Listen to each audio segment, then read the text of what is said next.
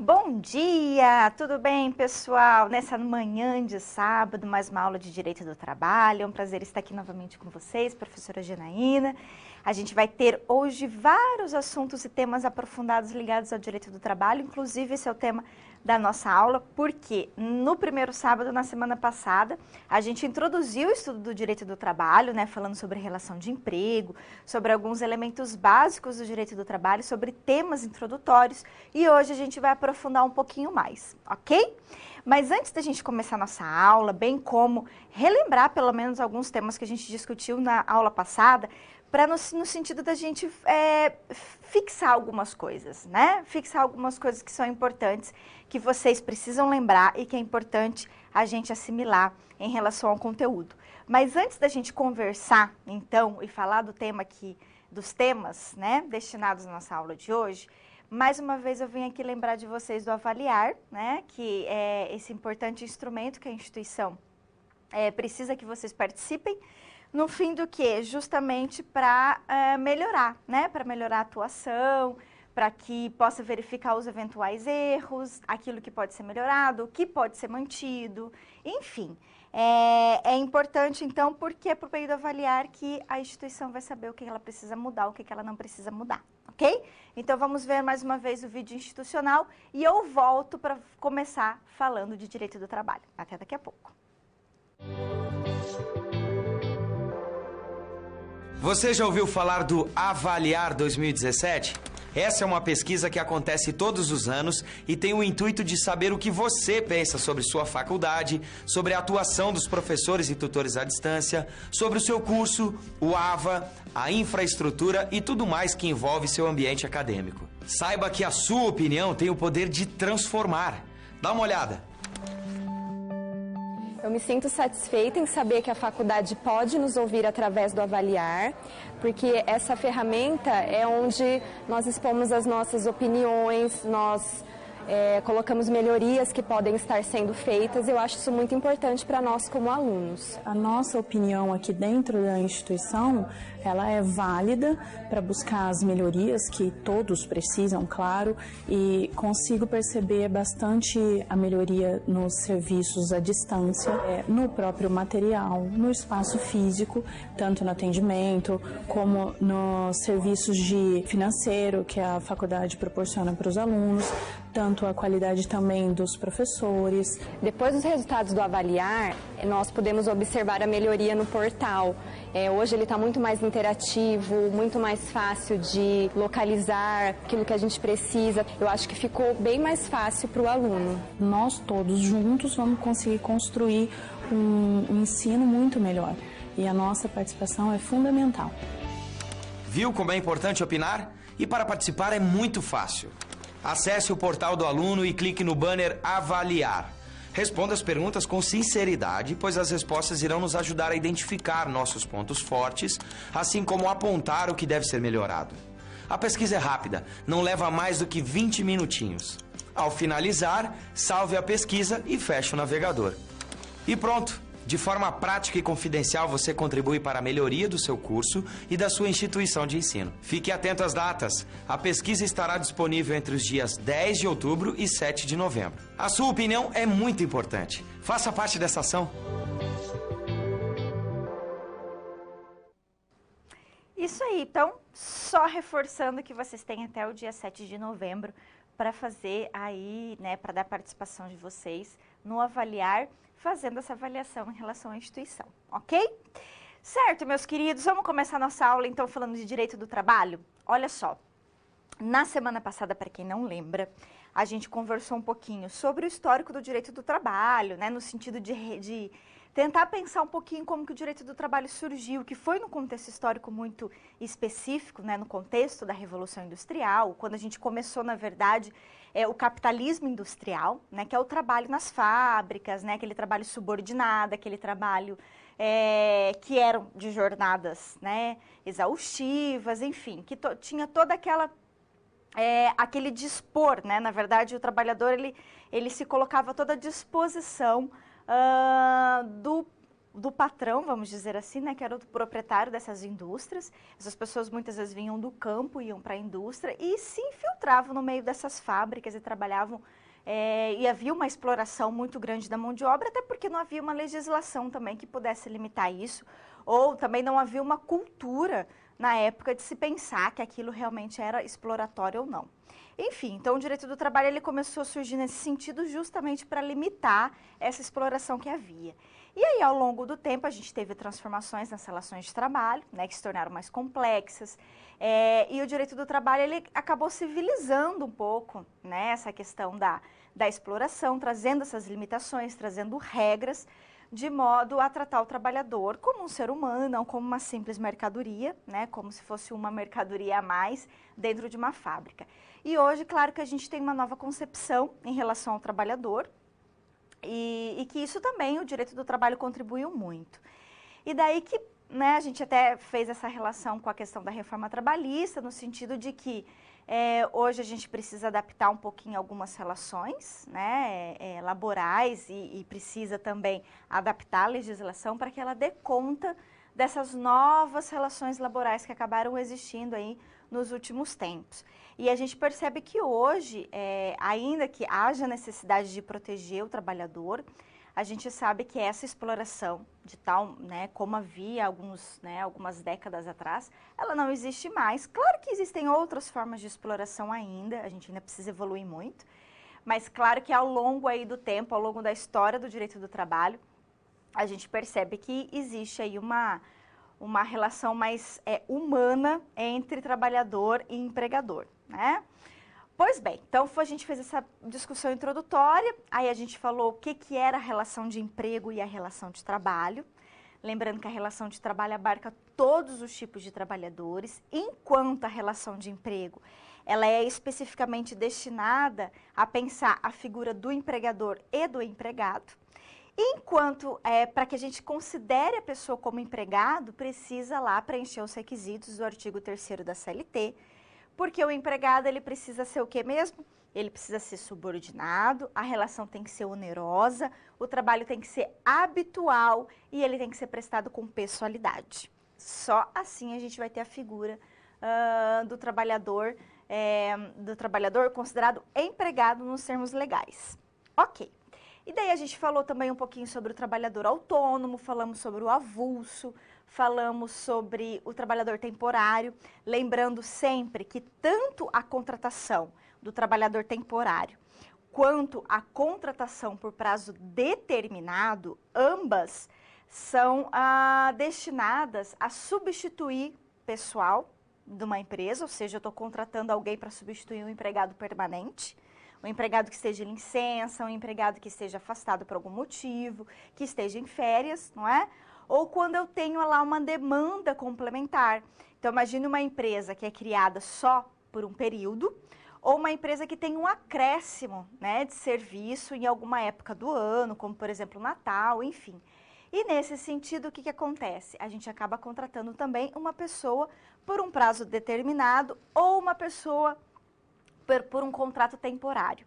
Qual que é a diferença mesmo? A diferença é que no trabalho temporário eu faço essa contratação por meio de uma agência de trabalho, ou seja, se eu sou proprietário de uma empresa e eu quero um trabalhador temporário, eu não vou contratá-lo diretamente. Ele não será o meu empregado. Eu farei essa contratação por meio do quê? De uma agência. E essa agência, na verdade, eu contrato a agência. Eu faço um contrato de prestação de serviços com a agência. E é ela que vai me fornecer esse empregado, não é? Lembrando que a gente tem um prazo lá, máximo, né? 180 dias, podendo ser prorrogado para mais 90, enfim.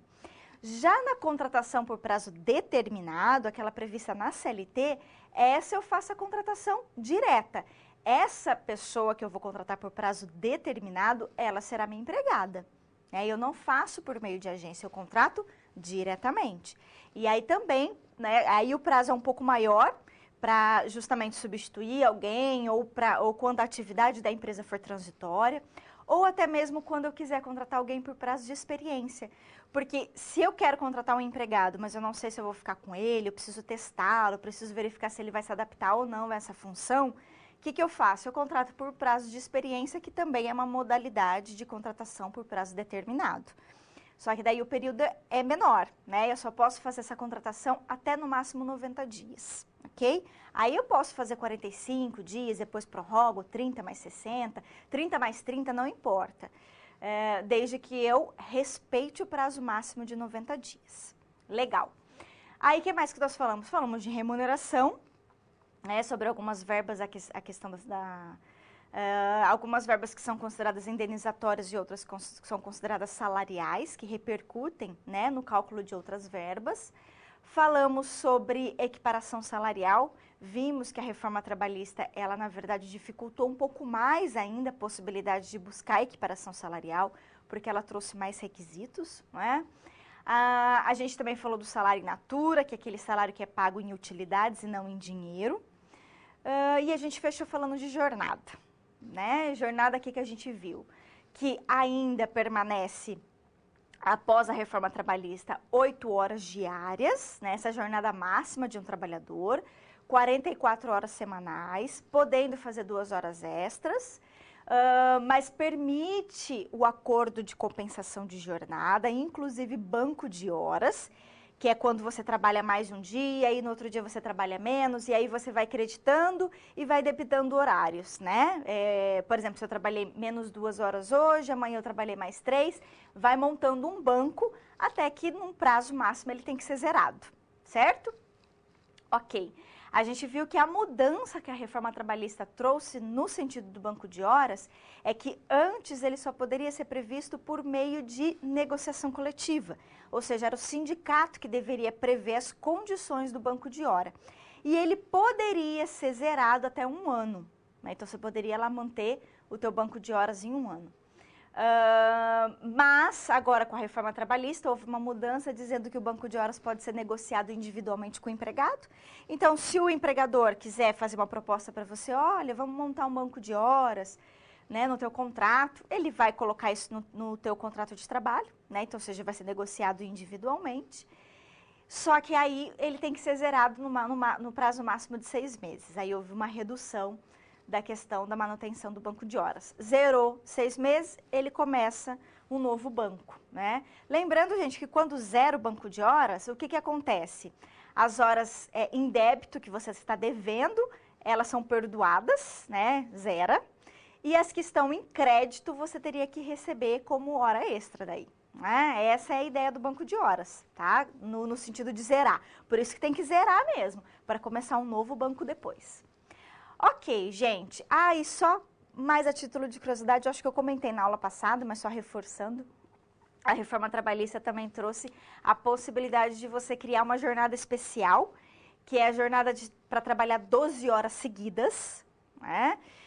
E descansar 36 horas. Então, seria, que a gente chama uma jornada de 12 por 36. Então, por exemplo, eu trabalho das 7 da manhã às 7 da noite, e no dia seguinte eu não trabalho, porque eu tenho que descansar 36 horas. E aí, no outro dia, eu inicio uma nova jornada às 7 horas, ou seja, eu trabalho dias intercalados, dia sim, dia não.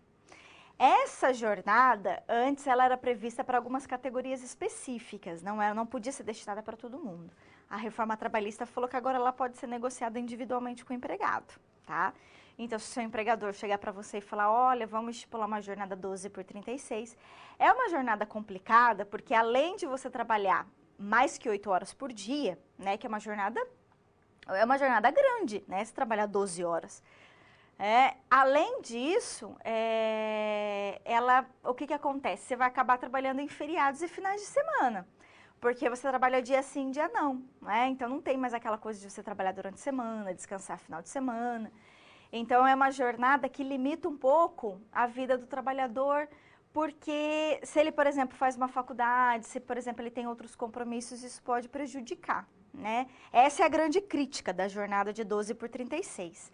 E a grande crítica também que os estudiosos estão fazendo em relação à reforma trabalhista, porque permitiu esse tipo de negociação individualmente com o empregado. E a gente sabe que, na realidade, quando o empregador chega para o trabalhador e fala, olha, nós vamos estipular essa jornada, é difícil o trabalhador não aceitar. Por que é difícil? Porque muitas vezes ele se submete aquela decisão para manter o emprego dele, né? Essa situação de que a gente pode negociar livremente o nosso contrato de trabalho com o empregador, isso aí ainda vai demorar muito para acontecer, porque o Brasil ainda precisa evoluir culturalmente nesse sentido, né? A gente ainda não tem essa liberdade, né, de estabelecer ainda as nossas condições de trabalho. Quem sabe daqui a alguns anos, né, a gente evolua nesse sentido, mas eu acho que a gente ainda está percorrendo esse caminho. Bom, é isso, gente, que eu queria relembrá-los, que a gente viu na aula passada, comentar algumas coisas. E agora a gente vai começar, então, o nosso primeiro tema da aula de hoje. A gente vai falar sobre, primeiro, alteração do contrato de trabalho, suspensão do contrato, interrupção, para, então, aprofundar o tema de extinção do contrato. Então, olha só, super tranquilo de entender isso aqui. Quando a gente faz uma contratação, quando a gente é contratado por uma empresa, vai estabelecer qual é a nossa função, a nossa jornada, o modo que vai ser exercido o nosso trabalho, o nosso horário de trabalho, né? Enfim, todas as condições. Isso significa que ao longo do contrato de trabalho,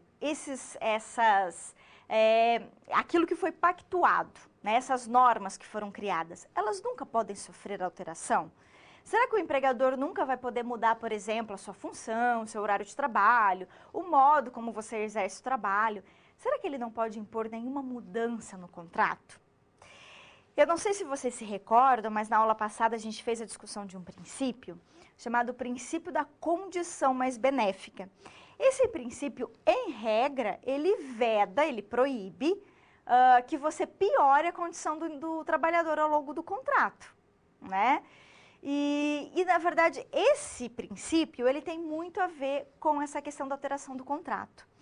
Porque diz a CLT lá no artigo 468 que que o empregador até pode fazer alterações no contrato. Mas se elas forem alterações substanciais, que vai mudar muito a condição do empregado na empresa, essa alteração ela tem que ser, primeiro, ela tem que ter a anuência do empregado, o empregado tem que concordar com ela, e ainda com a concordância dele, ela não pode trazer prejuízos diretos ou indiretos ao empregado. Ou seja, prejuízos no sentido de realmente piorar a situação dele na empresa, tá? Essa é a ideia, ok? Isso significa que o empregador, ele pode fazer alterações.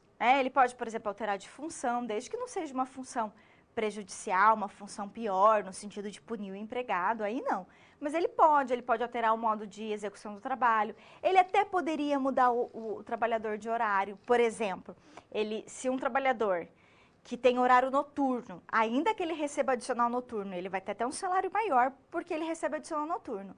Mas se eu fizer a transferência desse empregado para o horário diurno, a jurisprudência, os tribunais entendem que essa alteração ela é lícita, ela é favorável ao empregado. Por quê? Porque o trabalho diurno, ele é muito mais saudável, né? Ele é bem menos prejudicial à saúde do que o trabalho noturno. Então, entende-se que essa alteração seria lícita, ainda que haja redução salarial, porque indiretamente terá redução salarial. Mas entende-se que ela é uma alteração lícita. Diferentemente, se eu pegar o empregado do período diurno e colocar e transferir ele para o período do noturno, por exemplo, né? Então, essas alterações, a gente vai ter que ver muito no caso concreto. Mas a regra pode fazer alterações que não sejam muito complexas ou que não sejam substanciais, que não sejam significativas? Sim. Posso alterar significativamente também o contrato? Posso, mas aí eu preciso da anuência do empregado e desde que não haja prejuízo a ele, ok? Então vamos lá para a tela para a gente ver. Olha só. Então o empregado pode alterar desde que essa alteração não seja substancial e que não haja prejuízo direto ou indireto ao empregado, ok? Essa é a regra geral. E aí, para a gente aplicar essa regra, nós vamos ter que avaliar a situação concreta, verificar se o empregador não está querendo punir o empregado, por exemplo, rebaixando ele de função, enfim. Isso não significa, gente, por exemplo, só para título de exemplo para vocês pensarem, imagine que eu coloque um empregado numa empresa e dê um cargo de confiança a ele. Ele até vai receber lá uma gratificação de função pela responsabilidade da função, né? Ou seja, eu imponho a ele uma gratificação. Eu nunca posso tirar esse cargo de confiança dele? Eu posso. A empresa pode tirar o cargo de confiança, desde que haja um justo motivo, entendeu? Então, por exemplo, eu tenho que fundamentar por que eu estou tirando o cargo de confiança do empregado. Porque ele não está dando conta do trabalho? Eu posso fundamentar nesse sentido. Eu só não posso simplesmente tirar no sentido de punir. Simplesmente no sentido de punir, entendeu? Então, são essas coisas que a gente tem que pensar. É muito difícil também a prova disso, tá? Provar que, né? Porque o empregador, ele vai alegar lá inúmeras coisas, né? Mas os tribunais têm entendido que os cargos de função, eles podem ser retirados desde que haja uma fundamentação, né? E o trabalhador volte para a função dele anteriormente ocupada. O que eu não poderia, por exemplo, é simplesmente não dar cargo de confiança, mas mudar a pessoa de função, promovê-la e depois rebaixá-la, sem mais nem menos. Nesse caso, se o empregado não está dando conta, seria melhor dispensá-lo do que rebaixar ele de função, sabe? Então, são situações aí que a gente precisa pensar, tá bom? Ok. Vamos falar agora de interrupção e suspensão do contrato, que também é bem tranquilo. Existem hipóteses em que o contrato de trabalho se mantém o vínculo com o meu empregador, mas eu não tenho exercício do trabalho, eu não tenho esse labor, ou seja, o empregado não está prestando serviço, mas ainda assim ele mantém esse contrato de trabalho com o empregador. Quando que isso ocorre, gente? Por exemplo, quando o empregado está em férias. Quando ele está em férias, ele está prestando serviço? Não. Ele é remunerado quando ele está em férias? Sim, ele recebe antecipadamente os dias das férias, acrescido de 1/3, não é isso? Ele mantém o vínculo com o empregado, com o empregador? Mantém, o contrato de trabalho dele está mantido. Esse tempo que ele está em férias conta para efeitos legais, por exemplo, conta para ele como tempo de serviço, para ele recolher contribuição previdenciária, para fins de aposentadoria? Também. Então, nesse caso, por exemplo, das férias que eu estou explicando para vocês, quando a gente tem essa situação, nós temos a figura da interrupção do contrato. Interrupção é isso. O empregado não presta serviço, ele é remunerado por esse período, mesmo não prestando serviço, e o afastamento dele é contado para todos os efeitos legais. Isso é interrupção do contrato. Como, por exemplo, quando o empregado está nos feriados, quando ele não trabalha, quando ele está, por exemplo, também nos finais de semana, porque os finais de semana são remunerados, né? Ele não trabalha, mas está sendo remunerado, que é o repouso semanal remunerado.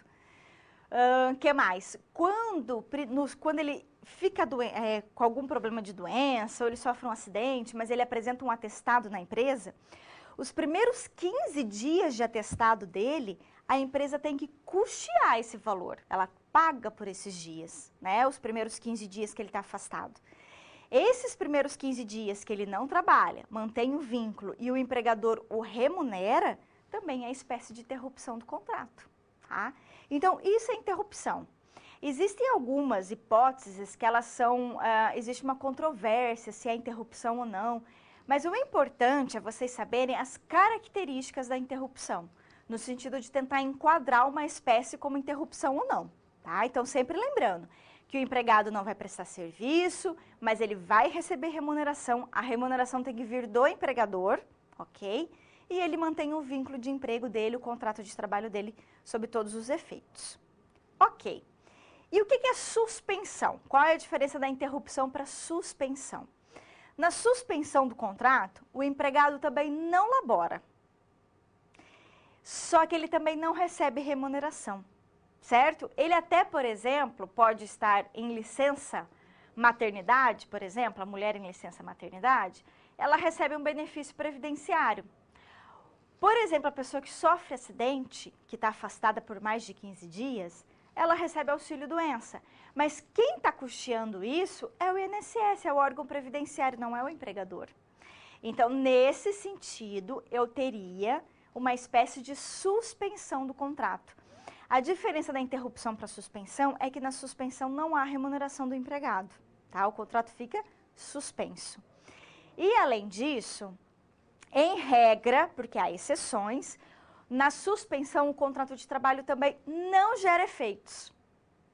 Aconteceu, por exemplo, tem uma exceção que é bem importante eu até salientar com vocês, quando o empregado está afastado em auxílio-doença, no caso de acidente de trabalho ou doença do trabalho, o FGTS dele continua sendo recolhido. Então, por exemplo, para fins de FGTS, se conta esse tempo de afastamento para fins de recolhimento de FGTS. Por quê? Porque é uma exceção que a lei trouxe, tá? Então, mas a regra geral é essa. Então, na suspensão, eu não terei remuneração do empregado e, em regra, o período que ele está afastado também não conta para todos os efeitos legais, ok? Então, vamos lá para a gente ver. Olha só. Então, na interrupção do contrato, o que acontece? Como eu falei para vocês, eu coloquei o exemplo aqui das férias, mas pode ser os feriados, pode ser final de semana, pode ser lá os primeiros 15 dias, né? Em que o empregado, ele mantém o vínculo, não trabalha e é remunerado. Na suspensão, ele mantém o vínculo, ele não trabalha e não é remunerado em regra, ok? Aí, o exemplo que eu coloquei aqui foi a percepção do auxílio-doença após o 15º dia. Por quê, gente? Olha como é óbvio entender isso aqui. Se nos primeiros 15 dias é o empregador que vai custear os primeiros 15 dias que eu estou afastada de atestado, é interrupção do contrato. Passou os 15 dias, o empregador, o que a empresa faz? Ela encaminha o trabalhador para o INSS. Quando encaminha para o INSS e passa a receber auxílio-doença, não é mais interrupção, é suspensão do contrato, ok? Tranquilo? Facinho, né? Facinho de entender. Legal. Agora a gente vai falar do fim do contrato. Falamos de alteração, quando ele fica interrompido, suspenso. Agora, quando ele se finda, né? Ou seja, a extinção do contrato. Gente, no dia a dia, nós usamos muito a palavra rescisão. Então, eu rescindi meu contrato, eu vou receber minha rescisão, eu vou homologar minha rescisão, né? Até o próprio termo, chama-se termo de rescisão do contrato de trabalho, né? Mas para o direito do trabalho, existe uma separação sobre o que é rescisão. Por quê? Porque o direito do trabalho, ele considera importantes duas modalidades rescisórias. Uma chamada resilição e a outra de resolução. Qual é a diferença entre elas? Na resilição, é quando, ao fim do contrato, sem falta grave do empregado ou do empregador. Ou seja, quando, sem briga nenhuma, pela livre e espontânea vontade de ambas as partes, eles resolvem declarar o fim do contrato de trabalho. Isso é resilição. Quando eu tenho resolução do contrato, eu tenho a figura da justa causa. Essa justa causa, ela pode ser tanto atribuída ao empregado, quando ele comete falta grave, também atribuída ao empregador, quando é o empregador que comete falta grave, ok? Em relação ao empregador, a gente tem uma particularidade, porque, obviamente, que o empregador não vai aceitar a falta grave que é imputada a ele. Então, a gente vai ver na prática como é que funciona essa questão de eu declarar que o empregador cometeu algum tipo de falta, ok? Mas ele também pode cometer falta grave. E se ele cometer falta grave, o empregador, o trabalhador, ele tem o direito de declarar que o contrato foi rescindido, ou seja, declarar a extinção do contrato e ainda pleitear todos os direitos trabalhistas dele, como se ele tivesse sido dispensado, tá? Esse é o efeito jurídico quando o empregador comete falta grave. Mas sobre esse assunto eu vou falar daqui a pouco, no nosso próximo bloco. Agora, nesse primeiro bloco, a gente vai se concentrar na falta grave do empregado, ou seja, as hipóteses que são atribuídas a ele como possibilidade de dispensa por justa causa, ok?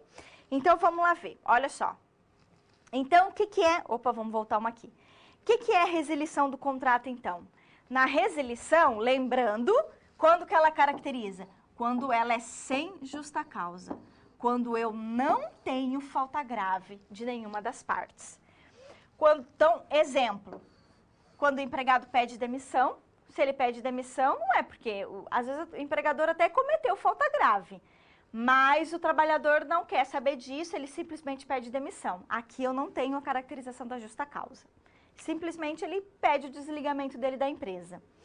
E quando o empregador dispensa o trabalhador sem justa causa, né? Também não tem briga aqui. São duas hipóteses de resilição contratual. Já na resolução, vamos lá ver? Já na resolução, eu tenho caracterização da justa causa. Com justa causa. Aqui, gente, o que vai acontecer? Quando o empregado ele é dispensado por justa causa, ou quando eu tenho a figura da dispensa indireta, ou rescisão indireta, que é quando o empregador cometeu justa causa, tá? Por isso que chama dispensa indireta ou rescisão indireta. Por quê? Porque é quando o trabalhador chega para o empregador e fala, olha, eu estou rescindindo o meu contrato, por isso que chama dispensa indireta ou rescisão indireta, porque é o trabalhador que comunica a sua rescisão ao empregador, pedindo para que ele pague todos os direitos trabalhistas, tá? E daí, justamente por isso, é que os estudiosos denominaram essa modalidade de rescisão indireta, ok? Legal. Agora, para a gente finalizar nosso primeiro bloco, a gente vai ver as hipóteses de justa causa que são aplicadas ao empregado, ok? Gente, eu vou falar de cada uma delas, vou dar exemplo de cada uma, e se vocês tiverem alguma dúvida, querer que eu exemplifique melhor, fiquem à vontade para mandar para mim, tá bom?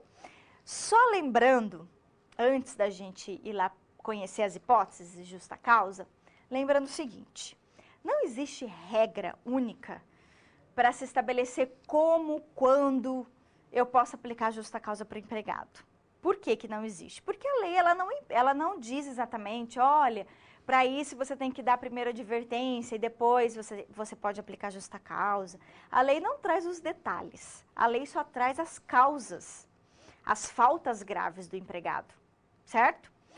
Então, qual é o efeito disso na prática? Na prática, gente, o empregador, as pessoas que estão lá no recursos humanos, departamento pessoal, né, os chefes em geral, eles têm que ter um pouco de bom senso para aplicar a justa causa. Ou seja, bom senso no seguinte sentido, tem que verificar, no caso concreto, se aquela conduta do trabalhador, ela foi grave o suficiente para caracterizar a justa causa. Porque se não for, essa justa causa pode ser revertida judicialmente. Regra geral, os trabalhadores que são dispensados por justa causa, eles entram com ação judicial. É muito difícil ele não entrar, a não ser assim que ele tenha realmente cometido uma falta muito grave e ele tenha, às vezes acontece, eu já vi casos assim, às vezes ele se sente envergonhado pelo que fez, ele quer esquecer a situação, então ele acaba nem entrando com ação. Mas a regra é eles entrarem com ação. Por quê? Porque primeiro o trabalhador sempre acha que ele foi injustiçado. Essa é a primeira questão, né? E segundo, porque ele perde os direitos trabalhistas dele. Quem é mandado embora por justa causa só recebe o salário, né? Porque trabalhou, então pelo menos o salário tem que receber, e recebe férias vencidas, não recebe nem férias proporcional. Então se ele não tiver férias vencidas, ele nem férias ele vai receber. Então ele só recebe salário, férias vencidas e 13º vencido. Só se tiver vencido. Se não tiver vencido, ele não vai receber também. Então, ou seja, diminui muito os direitos trabalhistas dele. Sem falar da situação que é constrangedora, você ser dispensado por justa causa. Claro que isso não vai estar na carteira de trabalho dele, mas mesmo assim, o empregado que é dispensado por justa causa, ele fica numa situação bem desconfortável, né? Obviamente que ele não vai ficar feliz com isso, tá? Então, por que eu estou dizendo tudo isso? Porque a maioria vai entrar com ação judicial depois. Vai entrar com ação judicial por quê? Porque vai pedir para o juiz reverter essa justa causa. Se o juiz entender que a empresa foi arbitrária, ou seja, que ela abusou do direito dela, que ela não aplicou aquela justa causa adequadamente, o juiz vai reverter a justa causa, tá? Ele vai reverter. Então, por isso que a gente tem que ter muita cautela para aplicar a justa causa. Primeiro, a gente tem que ter provas de que o empregado cometeu aquela falta. Ah, não é um indício, não é uma presunção, não é porque um colega acha que ele fez aquilo. Não, tem que ter prova suficiente de que ele realmente fez. E existem condutas que não são graves, que são faltas que o trabalhador fez, mas que não são graves o suficiente para caracterizar a justa causa. Então, nesse sentido, o que cabe da empresa? Primeiro, conversar, orientar, advertir por escrito, às vezes suspender o trabalhador por um tempo, lá 2, 3 dias, até 30 dias só, não pode suspender mais que 30 dias. Ou suspender o trabalhador, sei lá, a empresa, primeiro, ela tem que ter uma função social, no sentido pedagógico, de orientar o trabalhador e tal, para só depois, se ele reiterar a conduta faltosa, aí sim dispensar por justa causa. Então, por isso que eu estou falando que tem que ter bom senso. Tem que ter bom senso porque a sanção que eu estou aplicando para ele, ela tem que ser proporcional à gravidade da conduta do empregado. Entenderam? Ah, empregado chegou atrasado 2, 3 vezes durante o mês. 5, 10 minutos. Eu não vou dispensá-lo por justa causa por causa disso. Eu vou advertir. Fulano, você não está chegando no horário? Entendeu? Então assina aqui que eu estou te advertindo que você tem que cumprir o teu horário. Vocês entenderam? Agora, pode acontecer que uma única conduta seja tão grave que cabe dispensa por justa causa. Imagina um trabalhador que agride um colega de trabalho dando um soco na cara dele, na frente de clientes. É uma conduta que cabe aplicar justa causa de imediato. Entenderam? Então, tudo isso tem que ter bom senso, ok? Legal. Então, vamos lá conhecer as hipóteses de justa causa, então. E a gente começa, pessoal, com a primeira ali, que é ato de improbidade. Improbidade é desonestidade. Então, ou seja, é o trabalhador que é desonesto, que rouba a empresa, que furta, né? Que está desviando algum dinheiro da empresa, que está justamente cometendo não só falta grave no trabalho, mas muitas vezes cometendo até um crime, tá? O ato de improbidade, a gente tem que tomar muito cuidado também, porque muitas vezes o empregador, ele sabe que o empregado está desviando dinheiro e tal, ele não tem prova suficiente disso, mas ele imagina que ele esteja fazendo, ele dispensa por justa causa e ainda faz uma denúncia criminal. A gente tem que tomar muito cuidado com isso aqui, porque para fazer denúncia criminal, para mandar embora por justa causa por ato de improbidade, a gente tem que ter prova suficiente. Se a gente não tiver prova, eu não aconselho mandar embora por ato de improbidade. Porque se o trabalhador entrar com uma ação depois e ainda alegar que não havia prova, que ele foi, né, então, acusado injustamente, que isso trouxe que danificou a imagem dele, tá? Ele ainda pode receber até dano moral.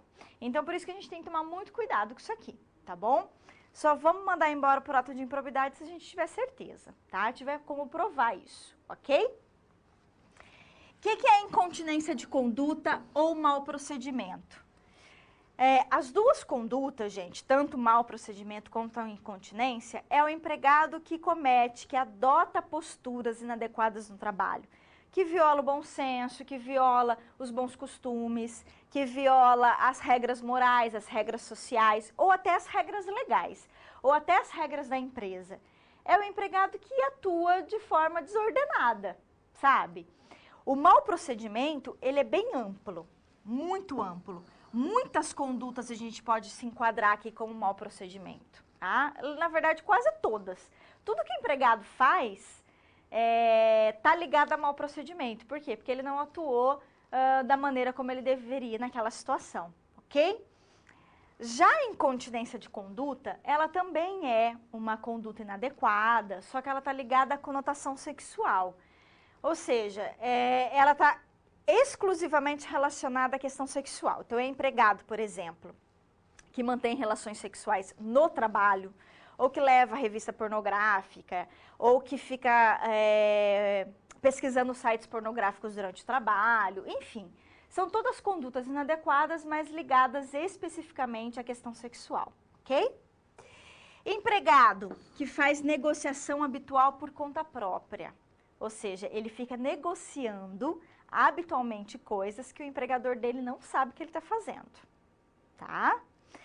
Ou quando ele fica fazendo negociações que são alheias ao contrato dele.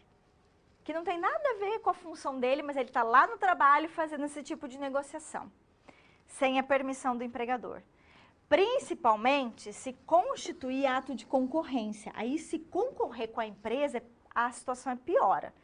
Aqui é mais grave ainda, tá? Às vezes, ele não está nem concorrendo com a empresa, mas o fato dele estar fazendo essas negociações alheias ao contrato, que não tem nada a ver com o contrato dele, prejudica o serviço. Imagine o trabalhador que fica lá vendendo coisas durante o dia no trabalho. Ele leva lá. Imagina as mulheres, né, que levam joias para vender na empresa, né, Natura, revista. Eu sei que, às vezes, algumas empresas, principalmente empresas menores, elas não se importam. Às vezes o empregador até libera, mas se o empregador não souber e você ficar fazendo esse tipo de trabalho alheio ao seu contrato durante o serviço, prejudicando o seu trabalho, pode caracterizar justa causa, tá? O que mais, gente? Vamos ver todas. Condenação criminal do empregado passada em julgado. O que significa isso? Quando essa condenação não mais admite recurso, ou seja, ele foi realmente condenado, não tem mais como ele recorrer da decisão. Por uma questão muito óbvia, se ele foi condenado criminalmente, ele vai ficar preso, então ele não tem como ele trabalhar. Então, nesse caso, poderia aplicar justa causa, tá? E desde que também não tenha havido suspensão da pena dele. Por quê? Às vezes o juiz, dependendo do crime que é cometido, quando o crime não tem grande potencial ofensivo, o que vai acontecer? O juiz vai substituir essa pena de prisão por uma pena de fazer trabalhos para a comunidade, por exemplo, ou às vezes ele vai até só suspender a execução da pena. Nessa hipótese, gente, não poderia de maneira alguma dispensar por justa causa, tá? A lei só permite a dispensa por justa causa quando o empregado já está condenado, não tem mais possibilidade de recorrer e ele vai cumprir a pena, ok? Legal? O que é a desídia no desenvolvimento, no desempenho das funções? Empregado desidioso é o empregado preguiçoso. É o empregado que chega atrasado. Sabe aquele empregado que não tem compromisso com o trabalho? Que chega atrasado sempre, que falta reiteradamente, sem justificativa, que abandona o trabalho no meio do dia e vai embora mais cedo sem avisar ninguém, ou que é desleixado ali até para trabalhar. Faz o trabalho de qualquer jeito, não tem compromisso. É aquele empregado que vai levando ali bem desleixado o serviço, tá? A desídia, ela é um exemplo de situação em que eu não posso uma única conduta já dispensar por justa causa. Não. Para caracterizar desídia, a conduta tem que ser reiterada. Então, por exemplo, chegou atrasado, faltou sem justificativa, adverte. Ah, não fez o trabalho direito, adverte de novo, suspende. Ou seja, a desídia ela tem que ser reiterada, para só depois eu dispensar por justa causa, tá? Então, ela é um exemplo que a gente não pode, numa única conduta, já dispensar o empregado, certo? Eu vou falar aqui da G primeiro, depois eu volto na F, tá? Violação de segredo da empresa. Gente, não é violar qualquer segredo, mas é violar um segredo da empresa, uma fórmula, um contrato que não poderia ser liberado, que não poderia ser, na verdade, divulgado.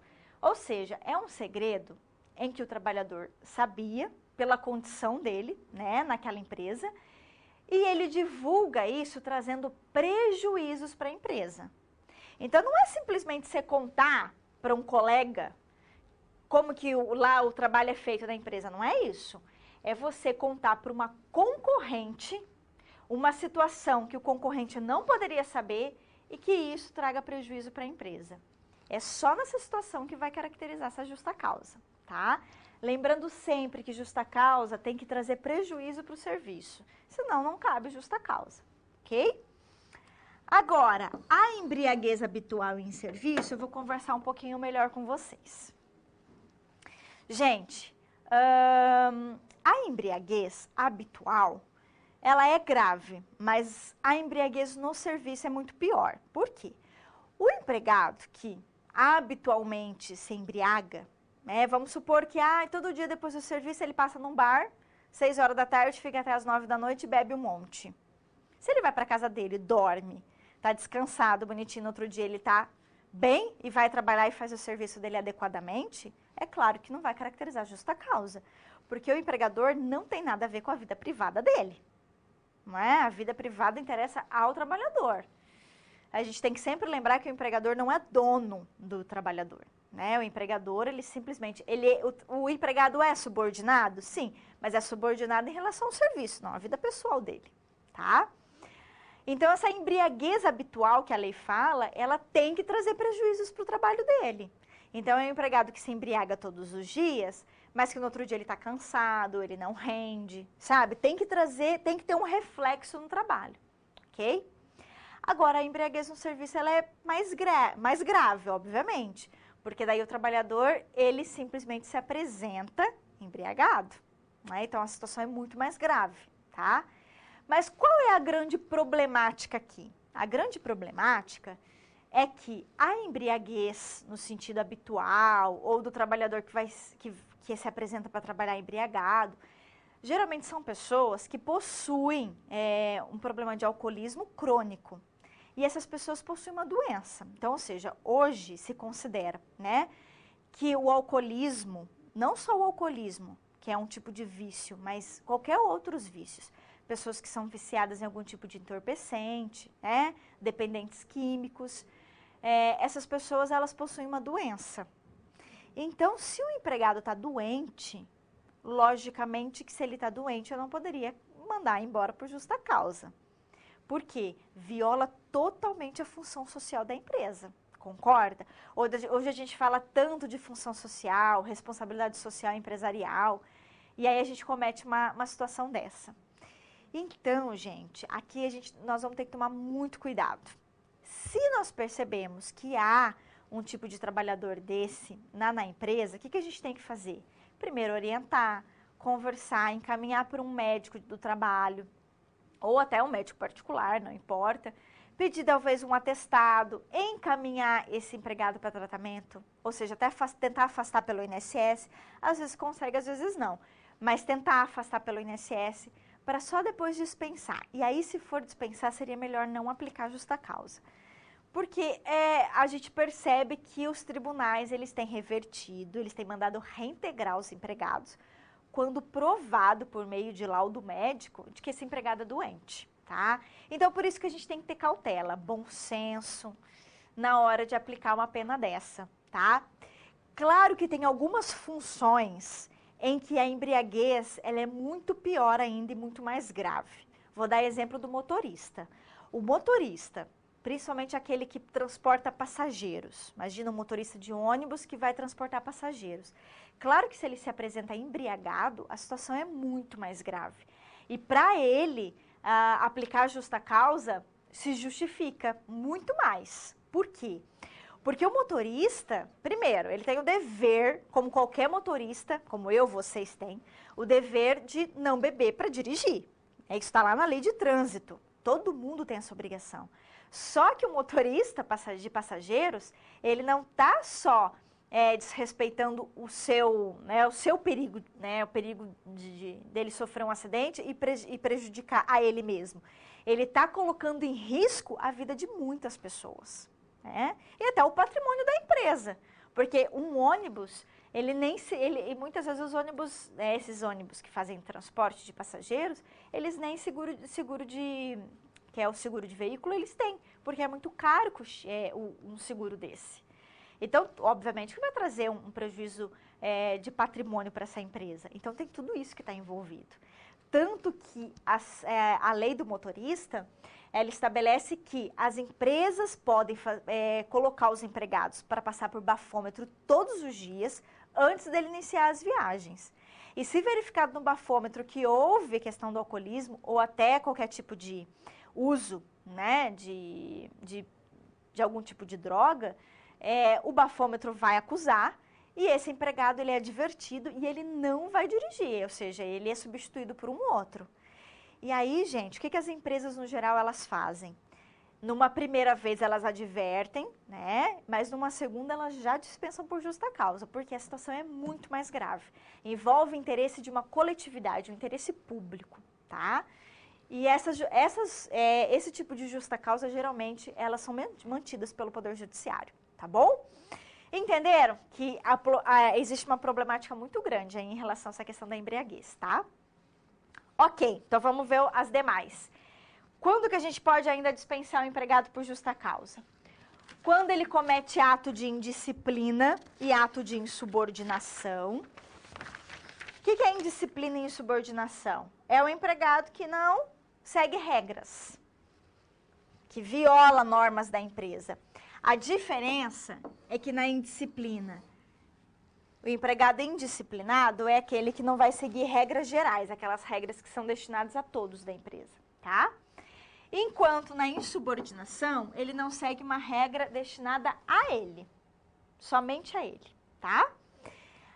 Tanto no ato de indisciplina quanto no ato de insubordinação, a conduta também tem que ser reiterada. Não é porque uma vez o empregado não respeitou aquela norma que eu já vou dispensar por justa causa, não dá para fazer isso. Tem que primeiro advertir 1, 2 vezes, 3 vezes, ou suspendê-lo, para só depois, se ele continuar sendo disciplinado e insubordinado, aí sim eu aplico a justa causa, tá? Abandono de emprego. É o empregado que simplesmente se ausenta por mais de 30 dias, tá? Agora, para caracterizar o abandono, eu tenho que primeiro o quê? Mandar uma cartinha e convocar ele para o trabalho. Ou mandar alguém lá buscar ele para trabalhar. Ele tem que se negar a voltar a trabalhar. Para ter abandono de emprego, o trabalhador tem que se negar a voltar. Não é simplesmente ele sumir, tá? Simplesmente eu tenho que convocar ele para o trabalho e ele não vai, não retorna. Não vão colocar também o nome do trabalhador no jornal, porque isso pode dar dano moral, porque é colocar o nome dele numa situação pública. Então, eu recomendo que seja enviada uma cartinha na casa dele, convocando ele para o trabalho, tá? Ok. Empregado que comete ato lesivo da honra e boa fama. Ato lesivo da honra e boa fama é o empregado que xinga, que profere ofensas verbais a alguém, tá? Contra qualquer pessoa, desde que seja no trabalho dele, no serviço, tá vendo? Ou seja, ele xinga, ele, né, ofende verbalmente alguém no trabalho. Pode ser qualquer pessoa, pode ser um colega, pode ser um cliente, tá? Ou ele entra com ofensa física. Ofensa física é briga corporal, né? Ele vai lá e dá um soco no colega de trabalho. Isso caracteriza a justa causa. Aqui, gente, caberia uma única conduta, tá? A não ser, salvo se for legítima defesa. Se ele estiver defendendo ele mesmo, defendendo alguém, aí não caberia. Que mais? O ato lesivo da honra e da boa fama, xingar, né, ofender verbalmente, ou ofensa física, brigar com alguém contra o empregador. Então, ou seja, quando ele vai lá e xinga o chefe ou dá um soco na cara do chefe, tá? Pode ser qualquer empregador, pode ser o superior hierárquico, a não ser também em legítima defesa. Percebem que nessa hipótese aqui não fala no serviço. Isso significa que se eu ofender fisicamente ou verbalmente o meu chefe ou qualquer empregador, não precisa ser no trabalho, pode ser em qualquer local que caberia justa causa, tá? E empregado que comete práticas constantes de jogos de azar. É um empregado viciado em algum jogo. Agora, se ele está viciado no jogo, mas ele faz isso lá na vida privada dele, o empregador não tem nada a ver com isso. O empregador só vai se meter se ele for viciado ao ponto de prejudicar o trabalho dele. Imagine que lá no meio do dia, ele está lá entrando em contato com as pessoas para verificar que horas que ele vai jogar, né, combinando jogos, sei lá, aquela pessoa que realmente pratica esses jogos e vive disso, vicia nisso e prejudica o rendimento dele, tá? Só nessa hipótese que cabe justa causa, tá? Gente, a reforma trabalhista, ela trouxe mais uma possibilidade de dispensar por justa causa. Ela diz que se o empregado perder a habilitação dele, ou os requisitos para o exercício de uma profissão específica, se ele perder e essa perda for em decorrência de uma conduta dolosa dele, ou seja, se ele provocou essa situação, ele pode ser dispensado por justa causa, tá? Então, é a situação assim. Imagine um empregado que precisa de uma habilitação específica para trabalhar. Exemplo, o motorista. O motorista precisa da condução dele, precisa da carteira de motorista. O advogado também precisa, ele precisa de OAB. Se ele não tiver OAB, ele não trabalha, né? Ou seja, são exemplos de profissões, o médico também precisa, o farmacêutico, o fisioterapeuta. Muitas profissões regulamentadas, a lei dessas profissões, elas estabelecem algumas condições para você exercê-la. Se você cometer alguns deslizes, né, você provocar essa situação, por isso que fala conduta dolosa. Dolo, gente, para o direito, quer dizer você provocar aquela situação, você querer aquilo, tá? Então, vamos supor que eu provoquei uma situação, imagine um motorista, vou dar um exemplo do motorista que é mais fácil para entender. O motorista lá relevou trocentas mil multas, né? E aí perdeu a habilitação dele, perdeu a carteira de motorista em decorrência das multas lá, né? Que ultrapassou o limite legal. Se ele perder a habilitação dele por culpa dele, ou seja, por dolo, porque ele provocou essa situação, ele pode ser dispensado por justa causa, tá? É isso que a lei está trazendo pra gente. A mesma coisa advogado. Imagine que eu seja advogada de um escritório, sou empregada desse escritório, e aí eu começo a cometer várias falhas no meu trabalho, os clientes começam a apresentar reclamações na OAB contra mim, né? E vão apresentando reclamações, a OAB suspende a minha carteira profissional. Suspende por quê? Como forma de punir pelas faltas que eu cometi, entendeu? Existe essa possibilidade. Se o advogado começar a errar muito e sofrer vários processos na OAB, ele pode perder a carteira profissional. Se eu perdi minha carteira profissional por uma conduta que eu provoquei, eu não posso mais advogar, pelo menos por um tempo. Nessa situação, o escritório de advocacia poderia me dispensar por justa causa, tá? Então, essa aí é a intenção dessa nova hipótese que a reforma trabalhista trouxe, tá bom? Certo, meus queridos, vamos lá então para a gente finalizar esse bloco.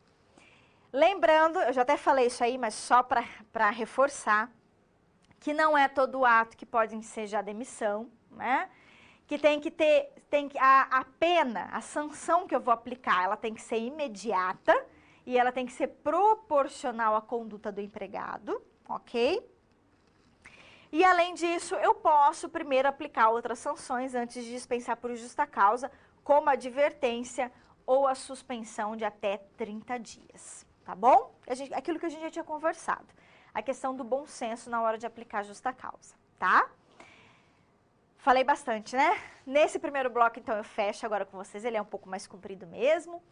E aí eu deixo um espaço aí para dúvidas, ok? Então, se vocês tiverem, quiserem relatar alguma situação, ou não entenderam alguma hipótese de justa causa que eu trouxe, ou quiserem, de repente, né, falar, professora, e na situação X, será que caberia justa causa ou não? Enfim, gente, qualquer dúvida sobre o assunto, manda aqui para mim, eu vou parar um pouquinho para vocês tomarem uma água, tomarem um café, eu volto para responder algumas perguntas de vocês, tá? Até lá!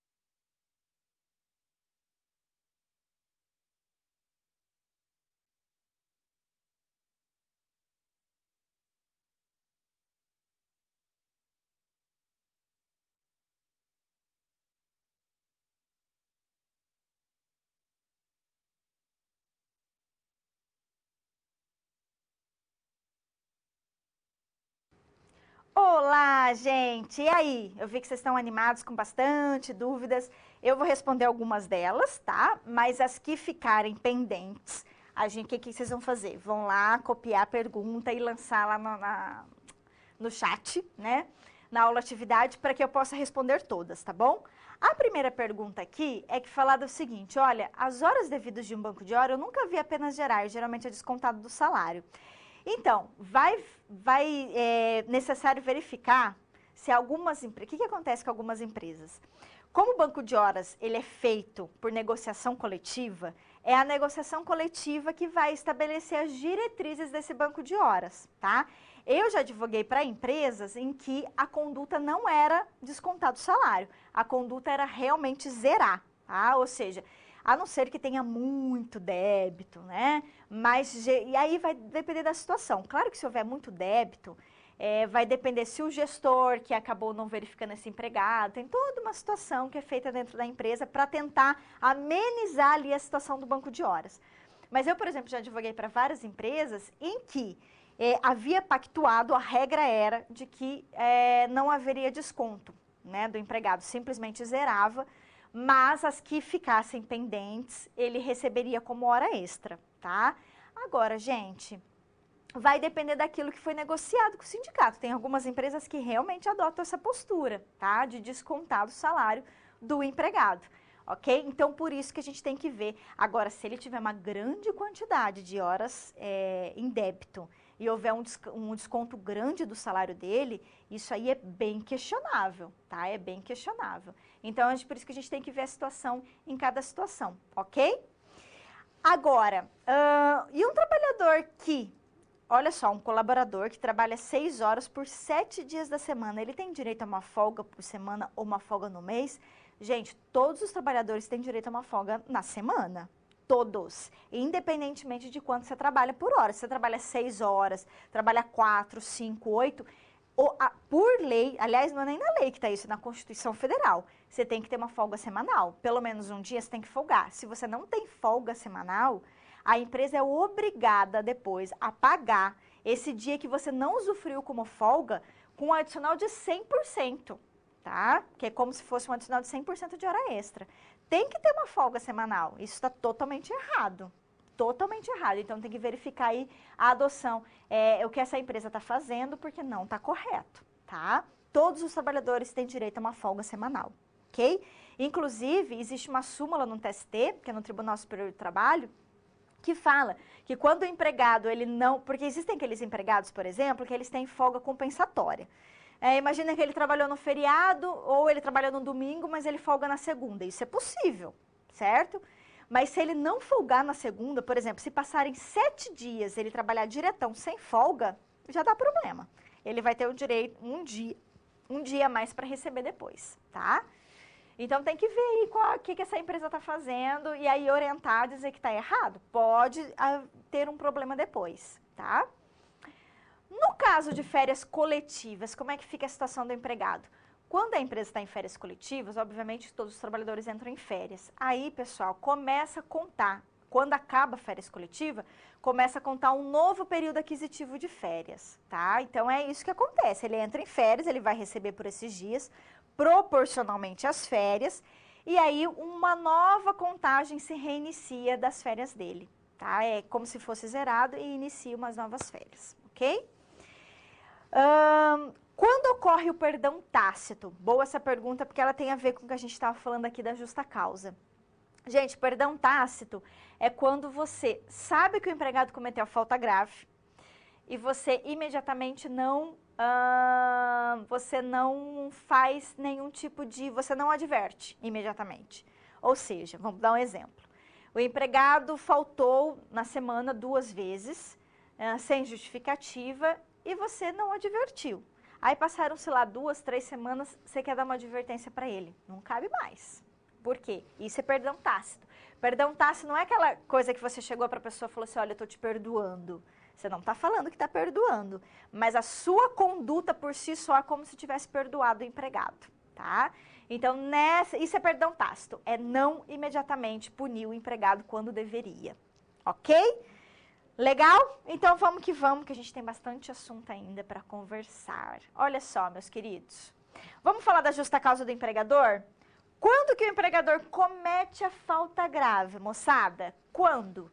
Quando ele exige serviço superior às suas forças. Imagine uma mulher lá carregando, uma trabalhadora, carregando 20 quilos, tudo bem, mas 30 quilos. É a mais do que a lei permite.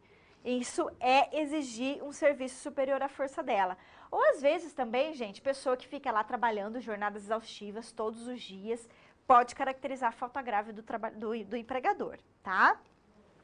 Quando ele exige trabalho que é defeso por lei, ou seja, proibido por lei, quando ele exige que o trabalhador faça algo contrário aos bons costumes ou que não tem nada a ver com o contrato dele, alheio ao contrato, não tem nada a ver com a função dele e fica exigindo lá alguma coisa para ele fazer, tá? Quando o empregador trata, né, ou qualquer superior, o trabalhador com rigor excessivo, aqui a gente teria o exemplo do assédio moral, quando você fica lá, ou você ofende demais o teu trabalhador, ou você é muito rigoroso, ou o empregador coloca metas que sabe que ele não vai conseguir cumprir, né? Ou seja, fica com rigor excessivo demais em relação ao trabalhador, tá? Colocar o trabalhador correndo risco, né, manifesto de mal considerável, correr perigo. Exemplo, colocar ele para trabalhar num local muito insalubre, que vai danificar a saúde dele, que ele pode vir até a falecer naquele local.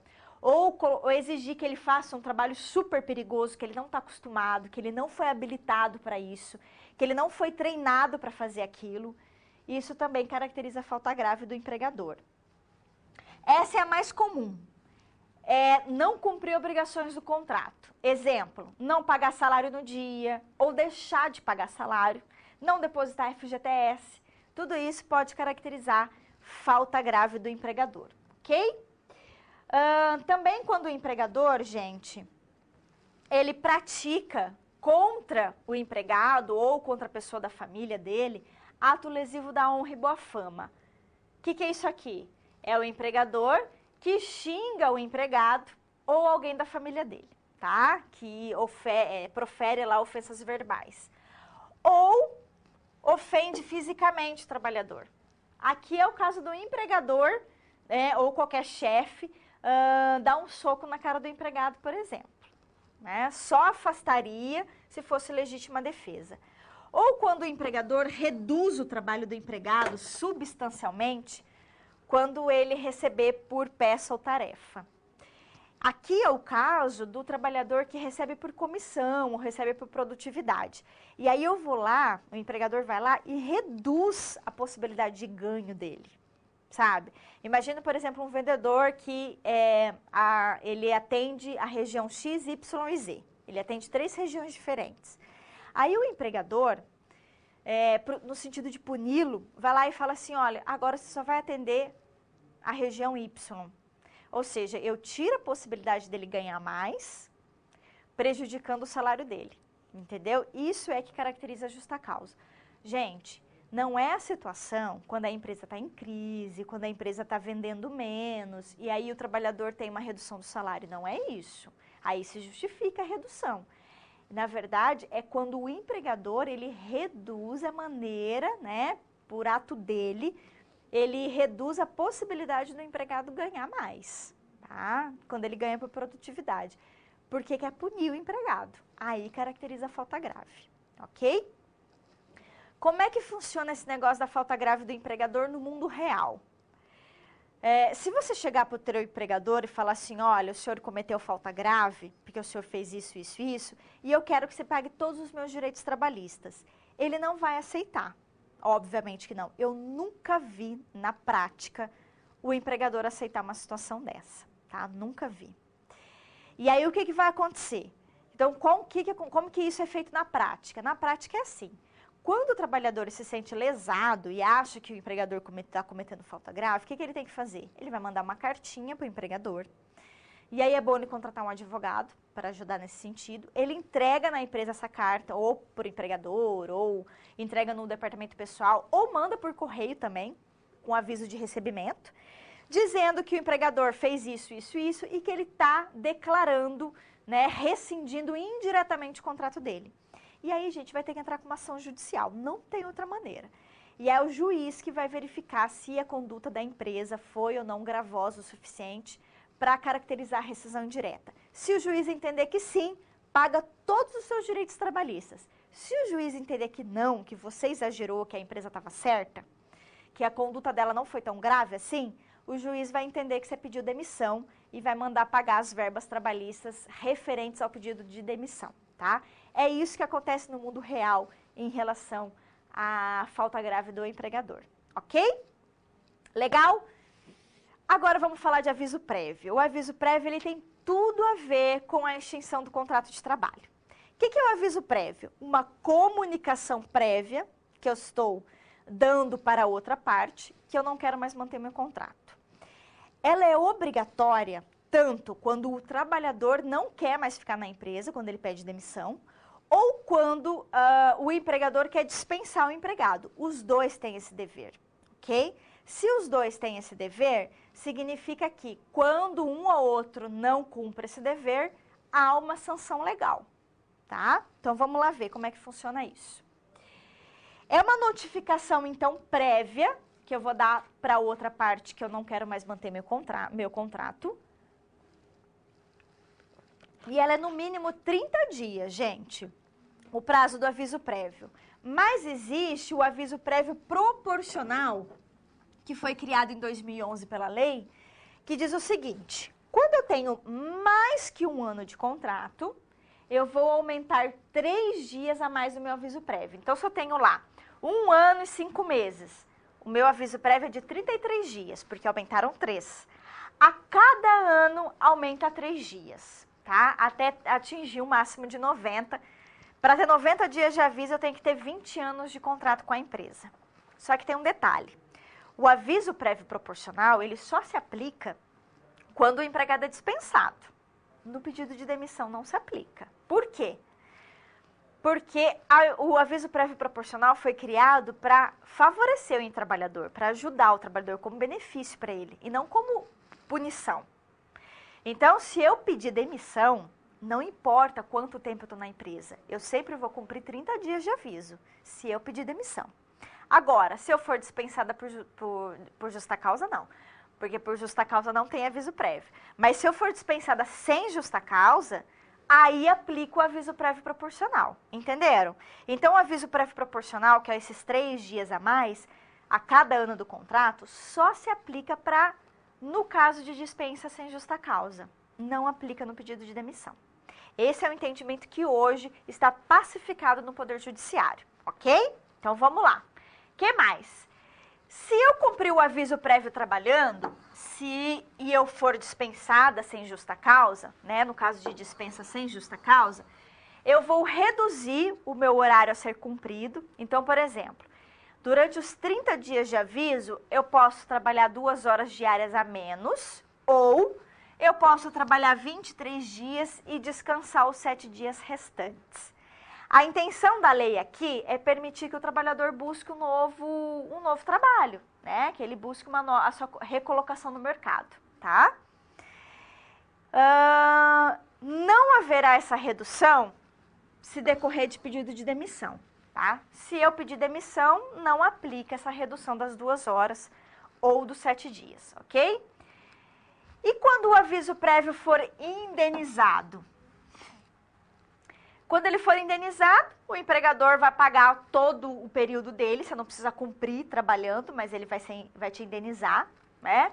Então, ou seja, se você tiver lá 45 dias de aviso, ele vai pagar todos os 45 dias.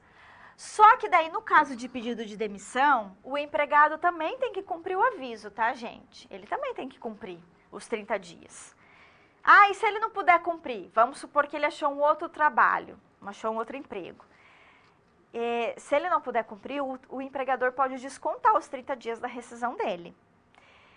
Ele pode descontar, mas se ele não quiser, ele também não desconta. Vai depender do empregador. Então, quando você pede demissão e você não pode cumprir aviso, o que você tem que fazer? Chega para o teu empregador e fala: olha, eu não posso cumprir aviso, você me dispensa do cumprimento?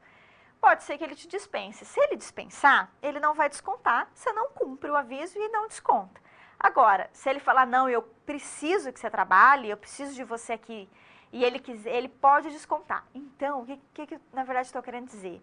O empregador desconta se ele quiser, tá? Mas ele é permitido por lei descontar.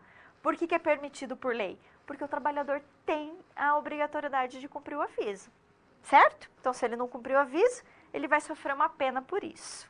Tudo bem? Legal? Ok. Porque lembrando que é sempre, o aviso prévio é um dever de ambas as partes, tá certo? Então, vamos lá continuar. O que mais? A reforma trabalhista, ela trouxe uma modalidade nova de extinção do contrato de trabalho, tá? O que ela disse? Ela trouxe uma possibilidade de extinção por acordo. Então, aqui, o empregado não é dispensado sem justa causa e também não pede demissão. Simplesmente se chega num acordo, se negocia, né? O empregado não quer mais ficar trabalhando, a empresa também não faz questão que o empregado fique e eles entram num acordo. Se fizer o acordo, gente, o trabalhador só vai ter direito a metade do aviso prévio. Então, se ele tiver lá direito a 40 dias, ele vai receber só 20. A metade da indenização da multa do FGTS, então, ou seja, 20% só. Ele só vai poder liberar 80% do FGTS dele, não 100%, e ele não tem acesso ao seguro-desemprego, tá? Essa aí é a novidade que a reforma trabalhista trouxe. A gente tem que tomar cuidado com isso aqui, porque isso aqui é feito por negociação com o empregador, então tem que tomar cuidado se realmente é uma negociação, né? Se o trabalhador realmente quer fazer isso, porque às vezes a empresa pode impor esse acordo, né? E aí é um absurdo. Imagina a situação que o empregador quer dispensar o empregado, ele quer dispensar, mas ele não quer pagar todos os direitos trabalhistas dele, e aí ele propõe esse acordo. Aí tá errado, tá, gente? Tá errado porque não é essa a proposta da lei. A lei quer fazer, ela trouxe essa proposta quando os dois entram num acordo, quando os dois não querem mais manter o vínculo, e aí faz esse acordo, ok? Vamos ver como é que vai funcionar isso aí na prática, né? É só, a gente vai ter que esperar acontecer para ver como é que vai se firmar isso aí. Bom, para finalizar nossa aula, vamos falar de meio ambiente de trabalho e estabilidade. Vamos lá. Olha só, quem trabalha em local insalubre, em local com muito barulho, muito calor, em local com parasitas, em local com contato com produto químico forte, com parasitas, com vírus, bactérias, enfim, tem direito a receber um adicional para compensar essa danificação na saúde de 10%, se o grau de insalubridade do local for mínimo. E é o laudo do engenheiro ou do técnico de segurança do trabalho que vai dizer qual é o grau de insalubridade do local, tá? Se for médio, 20%, se for grau máximo, 40%. E o adicional, em regra, é pago sobre o salário mínimo. Gente, se eu usar um equipamento de segurança e esse equipamento de segurança, ele eliminar a insalubridade, aí eu não tenho direito.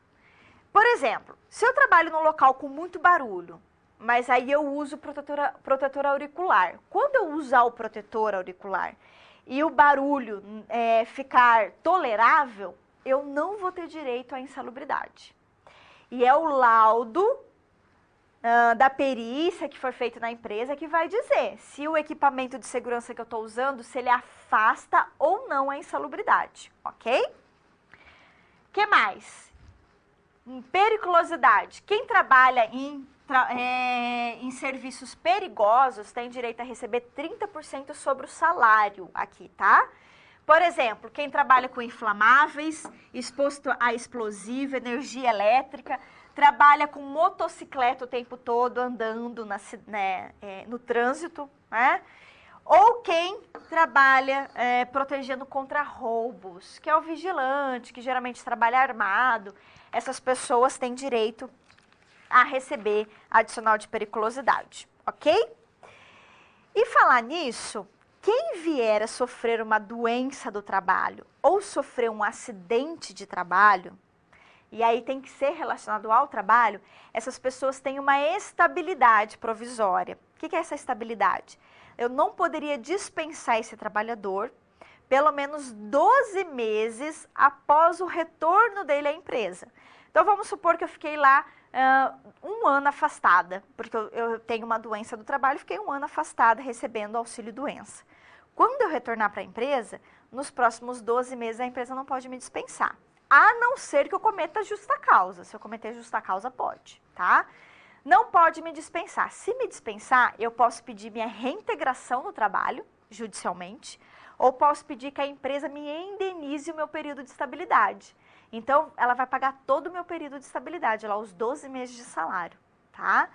Então, vamos falar um pouquinho de estabilidade, olha só. O que é, então, essa estabilidade do acidentado? É quando, então, gente, ele sofre uma doença ou um acidente de trabalho, tem que ser do trabalho, ele se afasta por mais de 15 dias, recebendo auxílio-doença, e aí eu fico 12 meses, eu sou considerada uma empregada estável por 12 meses a partir do meu retorno ao trabalho, tá? Quem mais tem estabilidade? O dirigente sindical, desde o momento em que ele se candidata até um ano após o fim do mandato dele. Os empregados eleitos da CIPA, que é a Comissão Interna de Prevenção de Acidentes, que é feita nas empresas. Esses que são eleitos também têm estabilidade até um ano depois do fim do mandato deles, tá? Volta lá para mim. O que mais? E a gestante, desde o momento em que ela confirma a gravidez até o fim do parto, né? Até 5 meses após o parto, a grávida também não pode ser dispensada. E no caso da gestante e quem sofre acidente ou doença do trabalho, a gente tem ainda uma exceção aqui. Imagine uma mulher ou alguém que sofreu uma doença do trabalho, ela é contratada por prazo determinado. Exemplo, contrato de experiência, a gente sabe que é por prazo determinado. Se ela vier engravidar durante o período de experiência, ou sofrer uma doença do trabalho, ou acidente de trabalho, ela também tem estabilidade, tá, gente? Não pode dispensar. Mesmo que ultrapassar o prazo determinado, não pode, tá? Só que não se aplica isso aqui quando? Se é contrato de trabalho temporário, que é quando é feito por meio de uma agência, aí não se aplica, ok? E aí, para fechar, lembrando que o empregado estável, se for dispensado, ele pode pedir a reintegração ou a indenização substitutiva do período. Certo, meus queridos? A não ser que essas pessoas que são estáveis cometam a falta grave, aí você poderia dispensar, ok? Certo, gente? Então, esse é meu recado para vocês hoje. Aí eu vou estar disponível na aula atividade. Peço, por favor, que vocês encaminhem as demais dúvidas que não foram respondidas aqui durante a teleaula. E também fico à disposição de vocês. Lembrando que o meu e-mail é Vargas, que é um dos meus sobrenomes, vargas@croton.com.br. Fiquem tranquilos em me escrever. Aliás, eu já tenho recebido aí e-mails dos alunos durante a semana. Então, podem me escrever que vai ser um prazer responder as dúvidas de vocês, tá bom? Na semana que vem, que é a nossa última aula, que é no sábado, a gente não terá aula aqui ao vivo, em decorrência do feriado do dia 2, né, que me parece que vai ter um recesso. Mas a terceira aula eu já gravei, então, por favor, assistam. É uma aula também importante, em que eu faço uma discussão sobre a responsabilidade pelo acidente de trabalho, bem legal. E eu falo algumas discussões que estão na moda, assim, vamos dizer. Que o Poder Judiciário vive julgando em relação ao poder do empregador de fiscalizar, se tem limite, se não tem. São questões, assim, que envolvem, na verdade, o poder das empresas e o meio ambiente do trabalho. Então, eu acho que vocês vão gostar, tá? Assistam, ok? E, mais uma vez, encerra aí, eu tenho que lembrá-los do avaliar, tá? Mais uma vez, dizendo para vocês não esquecerem de participar do avaliar. E me despeço, né, gente? Porque acho que nós não vamos nos ver mais assim ao vivo, mas aí eu vou estar disponível ali por e-mail e na aula atividade para vocês, tá bom? Desejando um ótimo final de semana, uma ótima semana na semana que vem, que vocês sejam muito felizes, que sejam grandes profissionais, enfim, tá bom? Um grande beijo, então. Quem sabe a gente não se encontra aí no próximo semestre, né? De repente, vai ser sempre um prazer, tá bom? Grande beijo, gente. Fiquem com Deus e até mais.